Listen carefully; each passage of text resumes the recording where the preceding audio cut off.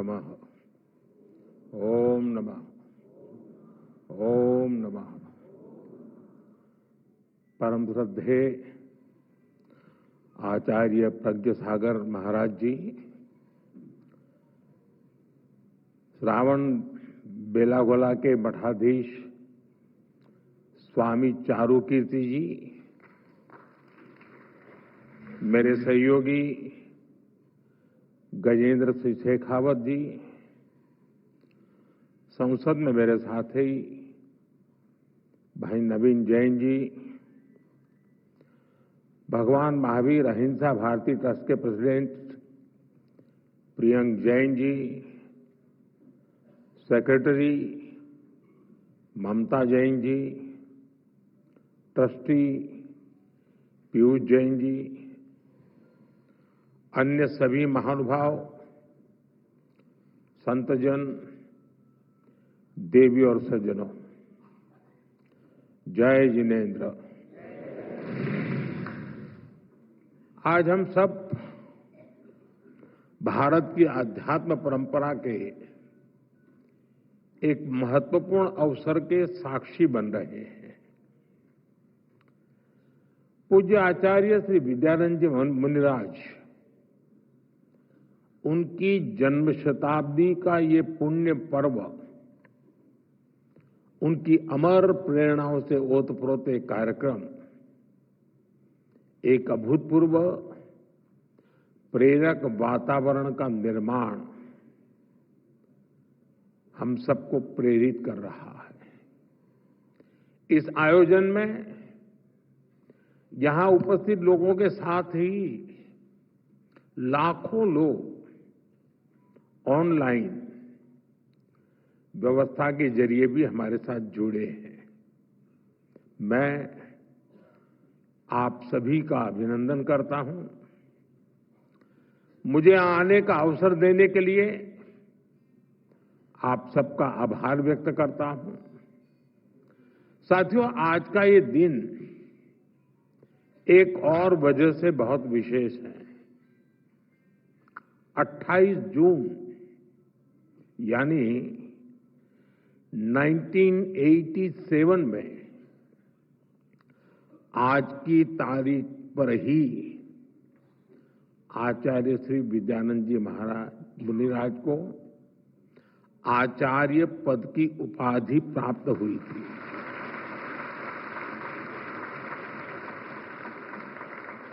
और वो सिर्फ एक सम्मान नहीं था, बल्कि जैन परंपरा को विचार, संयम और करुणा से जोड़ने वाली एक पवित्र धारा प्रवाहित हुई। आज जब हम उनकी जन्म शताब्दी मना रहे हैं, तब ये तारीख हमें उस ऐतिहासिक क्षण की याद दिलाती है। मैं इस अवसर पर आचार्य श्री विद्यानंद जी मुनिराज के चरणों में नमन करता हूं। उनका आशीर्वाद हम सभी पर हमेशा बना रहे, ये प्रार्थना करता हूं। साथियों, श्री विद्यानंद जी मुनिराज की जन्म शताब्दी का ये आयोजन ये कोई साधारण कार्यक्रम नहीं है। इसमें एक युग की स्मृति है, एक तपस्वी जीवन की गुंज है। आज इस ऐतिहासिक अवसर को अमर बनाने के लिए विशेष स्मृति सिक्के, डाक टिकट जारी किए गए हैं। मैं इसके लिए भी सभी देशवासियों को अभिनंदन करता हूं। मैं विशेष रूप से आचार्य श्री प्रज्ञ सागर जी का अभिनंदन करता हूं, उन्हें प्रणाम करता हूं। आपके मार्गदर्शन में आज करोड़ों अनुयायी पूज्य गुरुदेव के बताए रास्ते पर आगे बढ़ रहे हैं। आज इस अवसर पर आपने मुझे धर्म चक्रवर्ती की उपाधि देने का जो निर्णय लिया है,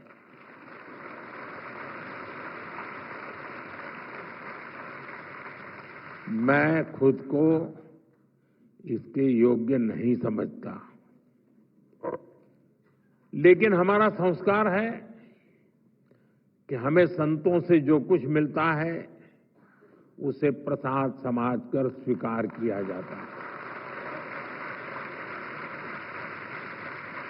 और इसलिए मैं आपके इस प्रसाद को विनम्रतापूर्वक स्वीकार करता हूं और मां भारती के चरणों में समर्पित करता हूं। साथियों, जिस दिव्य आत्मा की वाणी को, उनके वचनों को हम जीवन भर गुरु वाक्य मानकर उनसे सीखते हैं, जिनसे हमारे हृदय भावात्मक रूप से जुड़ रहे हैं, उनके बारे में कुछ भी बोलना हमें भावुक कर देता है।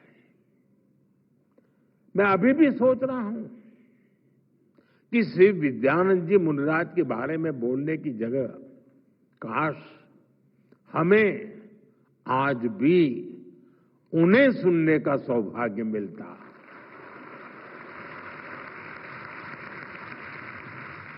ऐसी महान विभूति की जीवन यात्रा को शब्दों में समेटना आसान नहीं है।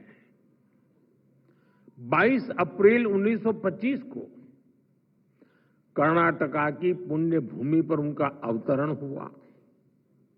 आध्यात्मिक नाम मिला विद्यानंद, और उनका जीवन विद्या और आनंद का अद्वितीय संगम रहा। उनकी वाणी में गंभीर ज्ञान था, लेकिन शब्द इतने सरल कि हर कोई समझ सके। 150 से अधिक ग्रंथों का लेखन, हजारों किलोमीटर की पदयात्रा, लाखों युवाओं को संयम और संस्कृति से जोड़ने का महायज्ञ। आचार्य श्री विद्यानंद जी मुनिराज युग पुरुष थे, युग दृष्टा थे। ये मेरा सौभाग्य है कि मुझे उनकी आध्यात्मिक आभा को प्रत्यक्ष अनुभव करने का अवसर मिलता रहा। समय समय पर वो मुझे अपना मार्गदर्शन भी देते थे और उनका आशीर्वाद हमेशा मुझ पर बना रहा। आज उनकी जन्म शताब्दी का ये मंच, मैं यहां भी उनके उसी प्रेम और अपनेपन को महसूस कर रहा हूं। साथियों, हमारा भारत विश्व की सबसे प्राचीन जीवंत सभ्यता है। हम हजारों वर्षों से अमर हैं, क्योंकि हमारे विचार अमर हैं, हमारा चिंतन अमर है, हमारा दर्शन अमर है। और इस दर्शन के स्रोत हैं हमारे ऋषि, मुनि, महर्षि, संत और आचार्य। आचार्य श्री विद्यानंद जी मुनिराज भारत की इसी पुरातन परंपरा के आधुनिक प्रकाश स्तंभ है।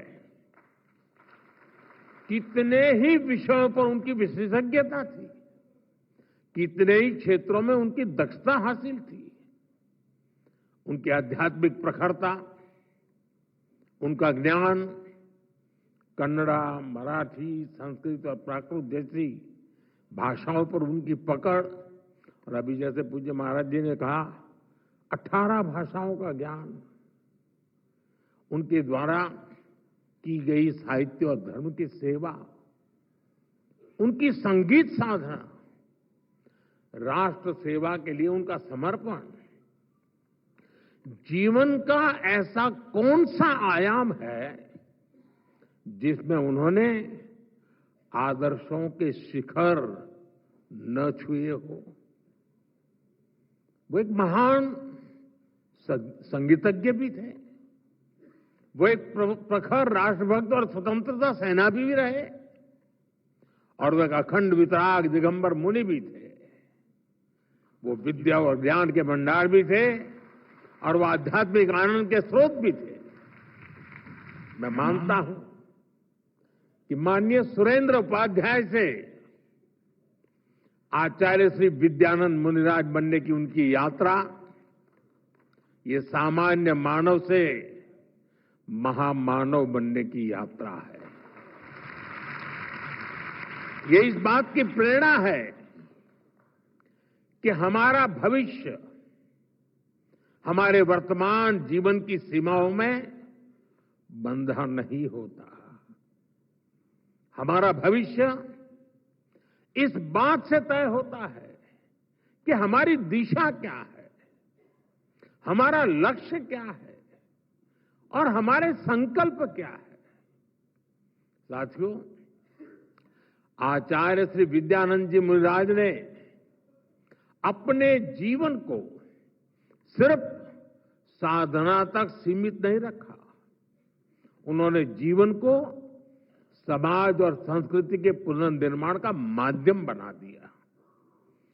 प्राकृत भवन और अनेक शोध संस्थानों की स्थापना करके उन्होंने ज्ञान की दीपशिखा को नई पीढ़ियों तक पहुंचाई। उन्होंने जैन इतिहास को भी उसकी सही पहचान दिखाई।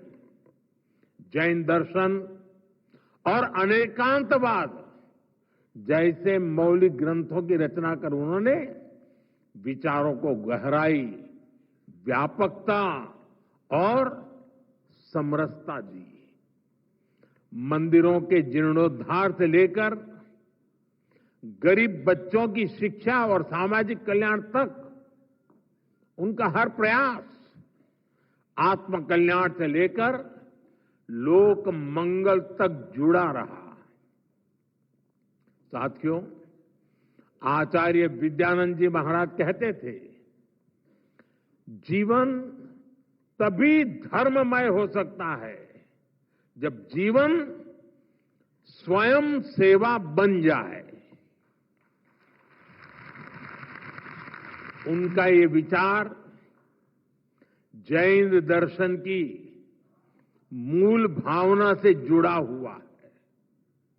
ये विचार भारत की चेतना से जुड़ा हुआ है। भारत सेवा प्रधान देश है। भारत मानवता प्रधान देश है। दुनिया में जब हजारों वर्षों तक हिंसा को हिंसा से शांत करने के प्रयास हो रहे थे, तब भारत ने दुनिया को अहिंसा की शक्ति का बोध कराया। हमने मानवता की सेवा भाव की भावना को सर्वोपरि रखा। साथियों, हमारा सेवा भाव अनकंडीशनल है, स्वार्थ से परे है और परमार्थ से प्रेरित है।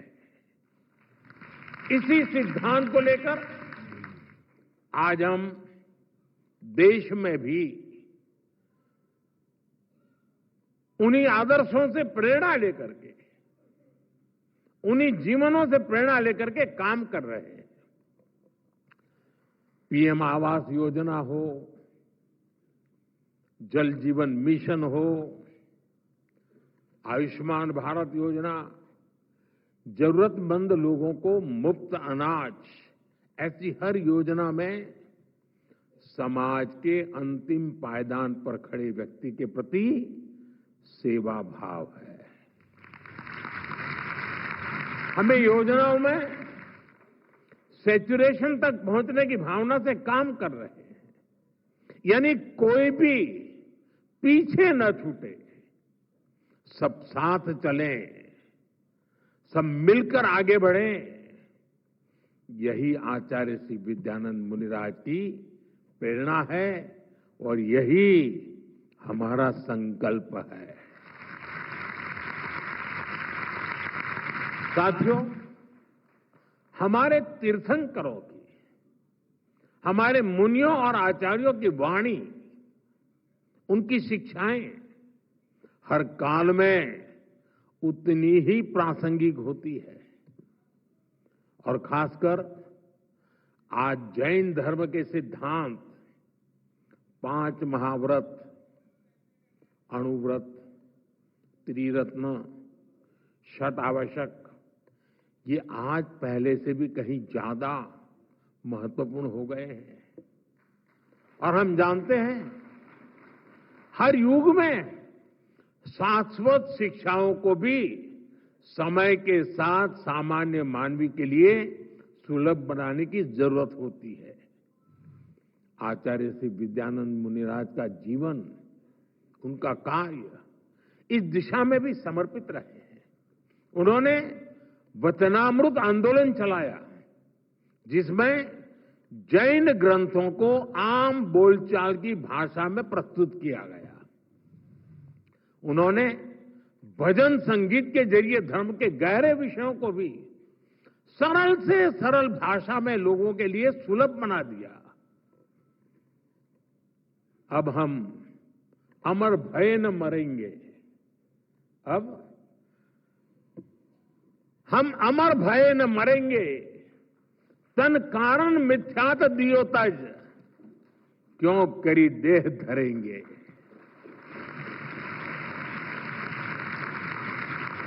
आचार्य श्री के ऐसे कितने ही भजन, जिनमें उन्होंने अध्यात्म के मोतियों को मिलाकर हम सब के लिए एक पुण्य माला बना दी है।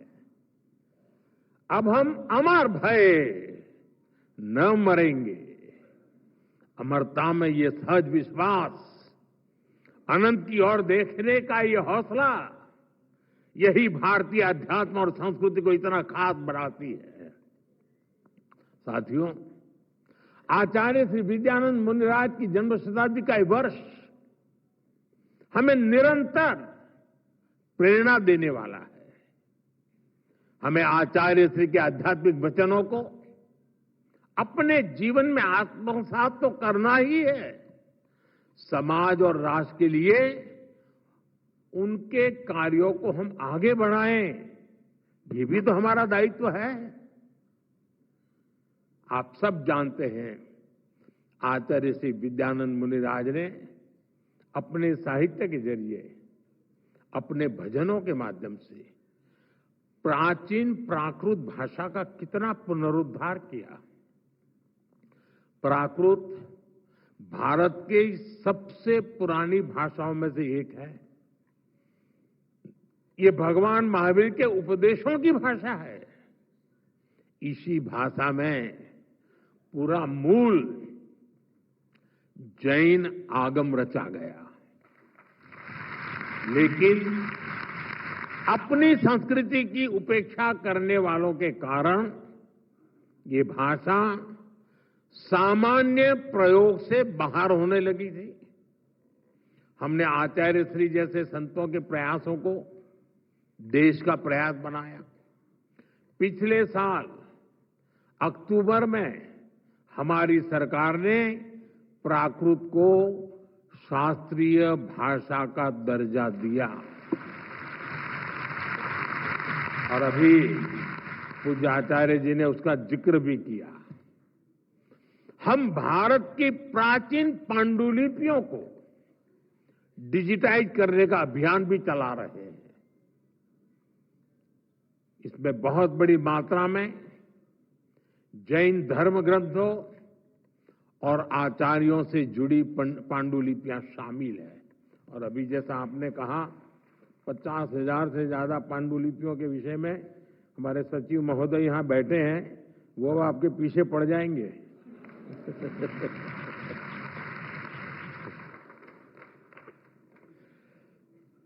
हम इस दिशा में आगे बढ़ना चाहते हैं। अब हम हायर एजुकेशन में भी मातृभाषा को बढ़ावा देते हैं। और इसलिए मैंने लाल किले से कहा है, हमें देश को गुलामी की मानसिकता से मुक्ति दिलानी है। हमें विकास और विरासत को एक साथ लेकर आगे बढ़ना है। इसी संकल्प को केंद्र में रखकर हम भारत के सांस्कृतिक स्थलों का, तीर्थ स्थानों का भी विकास कर रहे हैं। 2024 में हमारी सरकार ने भगवान महावीर के 2550वें निर्वाण महोत्सव का व्यापक स्तर पर आयोजन किया था। इस आयोजन में आचार्य श्री विद्यानंद मुनि जी की प्रेरणा शामिल थी। इसमें आचार्य श्री प्रज्ञ सागर जी जैसे संतों का आशीर्वाद शामिल था। आने वाले समय में हमें अपनी सांस्कृतिक धरोहर और उसे और समृद्ध बनाने के लिए ऐसे ही बड़े कार्यक्रमों को निरंतर करते रहना है। इसी कार्यक्रम की तरह ही हमारे ये सारे प्रयास जन भागीदारी की भावना से होंगे। सबका साथ, सबका विकास, सबका प्रयास, इस मंत्र से होंगे। साथियों, आज मैं आपके बीच आया हूं तो नौकार महामंत्र दिवस की स्मृति आना भी स्वाभाविक है। उस दिन हमने 9 संकल्पों की भी बात की थी। मुझे खुशी है कि बड़ी संख्या में देशवासी उन संकल्पों को पूरा करने में लगे हैं। आचार्य श्री विद्यानंद मुनिराज से हमें जो मार्गदर्शन मिलता है वो इन 9 संकल्पों को और मजबूती देते हैं। इसलिए आज इस अवसर पर मैं उन 9 संकल्पों को फिर से आपके साथ साझा करना चाहता हूं। पहला संकल्प पानी बचाने का है। एक एक बूंद पानी की कीमत समझनी है। ये हमारी जिम्मेदारी भी है और धरती मां के प्रति फर्ज भी। दूसरा संकल्प, एक पेड़ मां के नाम। हर कोई अपनी मां के नाम एक पेड़ लगाए, उसे वैसे ही सींचे जैसे मां हमें सींचती रही है। हर पेड़ मां का आशीर्वाद बने। तीसरा संकल्प, स्वच्छता का। साफ सफाई सिर्फ दिखावे के लिए नहीं, ये भारत की अहिंसा है। हर गली, हर मोहल्ला, हर शहर स्वच्छ हो। हर किसी को इस काम में जुटना है। चौथा संकल्प, वोकल फॉर लोकल। जिस चीज में किसी भी भारतीय का पसीना हो, जिसमें हिंदुस्तान की मिट्टी की खुशबू हो, वही खरीदनी है। और आप में से ज्यादातर लोग व्यापार कारोबार में रहते हैं। आपसे मेरी विशेष अपेक्षा है, अगर हम व्यापार में हैं तो हमें अपनों के बनाए सामान को ही प्राथमिकता से बेचना है। सिर्फ मुनाफा नहीं देखना है और दूसरों को भी प्रेरित करना है। पांचवा संकल्प, देश का दर्शन। दुनिया देखनी है, जरूर देखिए, लेकिन अपने भारत को जानिए, समझिए, महसूस कीजिए। छठा संकल्प, नेचुरल फार्मिंग अपनाने का। हमें धरती मां को जहर से मुक्त करना है। खेती को रसायनों से दूर ले जाना है। गांव-गांव में प्राकृतिक खेती की बात पहुंचानी है। ये हमारे पूज्य महाराज साहब जूते न पहने, इतने से बात नहीं चलेगी। हमें भी तो धरती मां की रक्षा करनी होगी।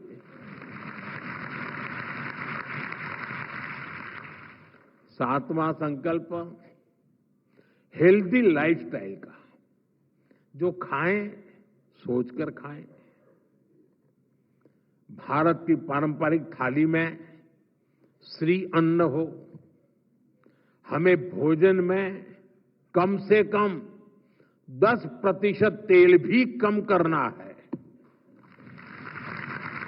इससे मोटापा भी जाएगा और जीवन में ऊर्जा भी आएगी।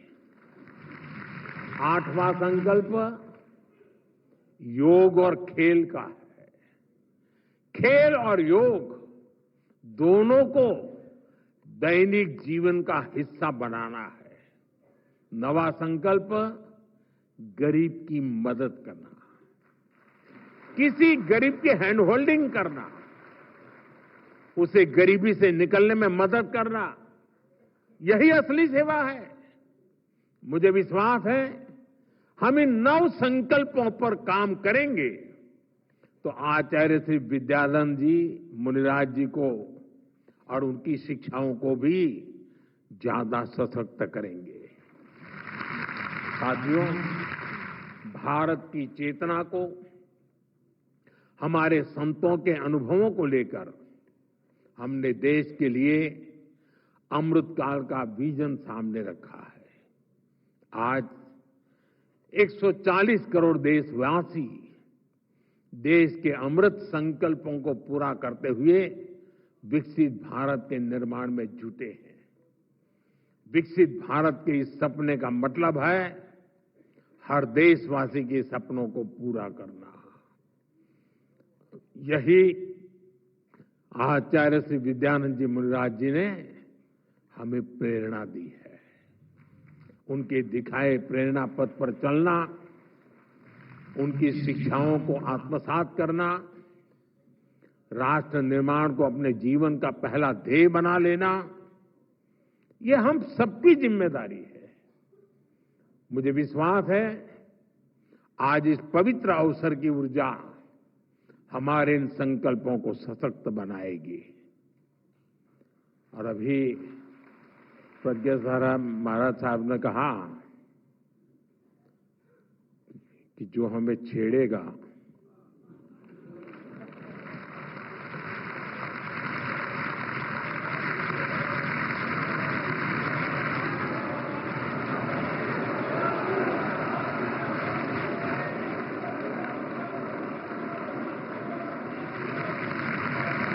अरे मैं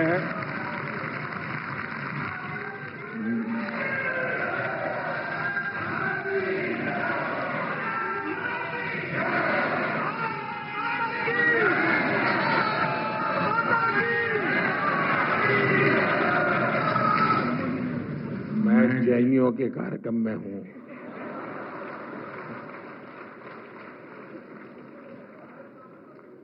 अहिंसावादियों के बीच हूं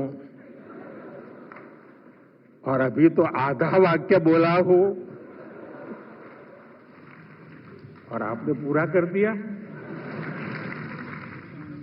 कहने का तात्पर्य यह है कि भले शब्दों में नहीं कहा, शायद आप ऑपरेशन सिंदूर को आशीर्वाद दे रहे थे।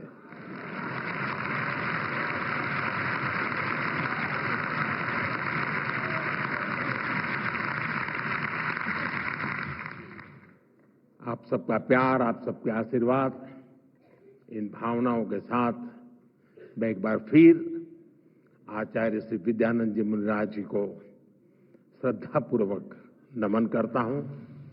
आप सभी का बहुत बहुत धन्यवाद। जय जिनेन्द्र। दिव्य सज्जनों, आइए हम सब अपने स्थान पर खड़े होकर हृदय से आभार व्यक्त करें इस देश के यशस्वी प्रधानमंत्री माननीय श्री नरेंद्र मोदी जी का, उनके इस भावपूर्ण और प्रेरक उद्बोधन के लिए। जैन संत परंपरा के प्रति आपकी आस्था और समर्पण हम सबको सदैव अभिभूत करती है। माननीय प्रधानमंत्री महोदय, पूरी जैन परंपरा, जैन समाज इसमें आपके लिए कृतज्ञता